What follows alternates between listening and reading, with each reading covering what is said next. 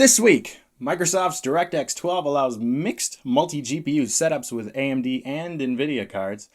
DRAM unleashes GDDR5X to compete with HBM. Phillips unveils an interesting monitor and more. I'm David Wolf with TechPowerUp News. If you've always wanted to crossfire or SLI or cross-LI a Radeon and a GeForce card together, because who hasn't, I've got great news. An interesting feature of Microsoft's DirectX 12 API is the ability to run normally non-compatible GPUs together. That doesn't only mean within one company's line of GPUs either, say a Radeon Fury X and 380X. You're no longer limited to one individual brand or series. So if you want to cram, say, a GTX 980 Ti in with your Radeon Fury X, if you have either of those, go right ahead. It actually scales pretty well, which is surprising. As long as an AMD card is number one, though. It's a little bit faster, which may make Nvidia a little mad. Although it scales surprisingly well, performance-wise, you're still better off getting two of the same card. Many are skeptical about this being a feature for very long. Some TechPowerUp forum members voicing concern that Nvidia may attempt to block further support of this feature, seeing how AMD's cards being number one gives a slight boost, making AMD look pretty slick. And the fact that this type of setup may possibly discourage extra sales, say for second same type cards, both AMD and Nvidia may not like this idea at all. All of this is considerable when looking out to upgrade your PC.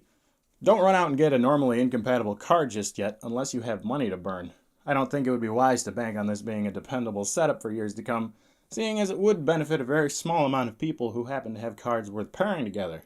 Rather, I'd only test this if you have a couple DirectX 12 cards lying around, at least for now. However, if Nvidia and AMD don't throw a fit and this feature continues to be updated for years to come, it may be a good way to get the best of both worlds, taking advantage of exclusive features only offered by each manufacturer. Maybe not Mantle, though. Sometimes companies come up with some really strange stuff, like Phillips' new 275C5QHGSW display with Ambiglow Plus. Really rolls off the tongue, doesn't it? A 27-inch screen, IPS panel at 1080p. Many of you may say that that's the strange part. Well, the screen is probably great, aside from the pixel pitch.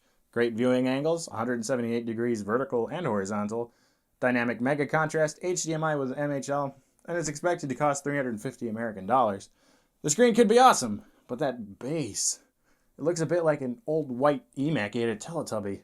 It's awesome that it comes with MHL, so you can plug in your phone and not have to look at it. The memory standard GDDR5 is getting a little rickety in its old age, causing GPU manufacturers Nvidia and AMD to start shopping around for a new one. DRAM, developer of GDDR5, is pushing the new GDDR5X in hopes of preventing the adoption of HBM, short for high bandwidth memory, an AMD/Skynix technology, which is capable of higher bandwidths than GDDR5, while using less power and space, but is more expensive. DRAM's new GDDR5X reportedly offers double the data rate per memory access, up to 64 bytes of access, from the previous 32 bytes, enabling memory bandwidths between 10 and 12 gigabits per second at first, compared to the previous 7 gigabits per second, hopefully reaching a potential of 16 gigabits per second, although while maintaining the same pin layout as before, keeping development costs down for GPU manufacturers. Even if GDDR5X gets adopted, which it probably will, it doesn't mean DRAM is out of the woods just yet. It may only be a couple of years before the new standard maxes out its potential, something GPU manufacturers AMD and Nvidia have undoubtedly considered. And HBM is nowhere near maxing out its potential with current GPUs, and could easily become the new widely adopted standard. Apple is doing really well as per usual. Apple reported record fourth quarter results for fiscal year 2015, with a quarterly revenue of $51.5 billion and net profit of $11.1 billion, $1.96 per diluted share. Just last year, during quarter 4, revenue was $42.1 billion and net profit of $8.5 billion, $1.42 per diluted share.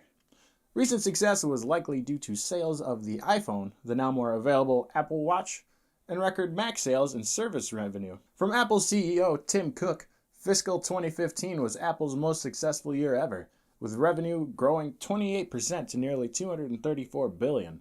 This continued success is the result of our commitment to making the best, most innovative products on Earth, and it's a testament to the tremendous execution by our teams.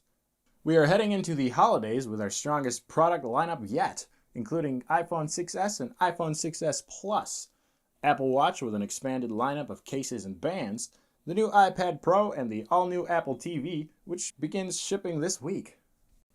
Want more tech news? Check out our website, TechPowerUp.com.